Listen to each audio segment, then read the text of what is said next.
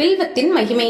சிவனின் அடையாளங்களுள் ருத்ராட்சம், திருநீறு, பஞ்சாட்சர மந்திரம் தவிர வில்வமும் ஒன்று.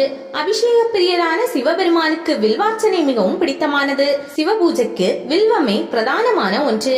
ஒரு வில்வ இலை பல சொர்ண புஷ்பங்களுக்கு சமமானது. மூலிகைகளை கொண்டதும், முக்குணங்களை குறிப்பதும், முக்கண்களை குறிப்பதும், திரிசூலத்தை குறிப்பதும், 3 ஜென்ம பாவங்களை எரிப்பதும் ஆகிய வில்வ இலையை சிவனுக்கு அர்ப்பணிக்கிறேன்.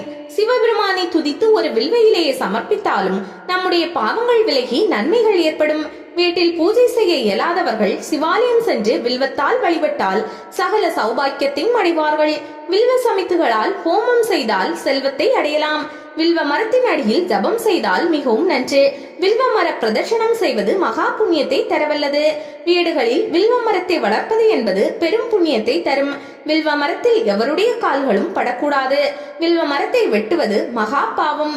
வில்வ மரத்தின் வேர், பட்டை, இலை, பழம் முதலியவை பல்வேறு நோய்களை தீர்க்கும் அருமருந்தாகும். வில்வ இலையின் மகிமையை கூறும் ஒரு கர்ண பரம்பரை கதை அனைவரும் அறிந்ததே. வேடன் ஒருவன் சிவராத்திரியில் புலிக்கு பயந்து வில்வ மரத்தில் உட்கார்ந்து வில்வத்தை பறித்து இரவு முழுவதும் கீழே போட்டுக்கொண்டே இருந்தான். அவை கீழே இருந்த சிவலிங்கத்தின் மீது விழுந்தன. சிவராத்திரி அன்று பூஜை செய்த பலனாக அவனுக்கு சிவ தரிசனமும் கைலாயம் செல்லும் பாக்கியமும் கிடைத்தது. வில்வ மரத்திலும் வில்வ இலையிலும் மகாலட்சுமி வாசம் செய்கிறாள் என்பது ஐதீகம். வில்வ பழத்திற்கு ஸ்ரீபலம் என்ற பெயருண்டு. அது சகல மங்களங்களையும் அளிக்கக்கூடியது என்றும் கூறப்படுகிறது.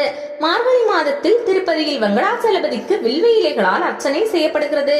வில்வத்தின் 3 இலைகளிலும் இச்சா சக்தி, கிரியா சக்தி, ஞான சக்தி ஆகிய மூவரும் அதிதேவதைகளாக இருக்கிறார்கள். இவ்வளவு மகிமை வாய்ந்த வில்வ இலை உலர்ந்து போனாலும், ஏற்கனவே பூஜை செய்யப்பட்ட நிர்மால்யமாக இருந்தாலும் பூஜை செய்வதற்கு தகுதியுடையது.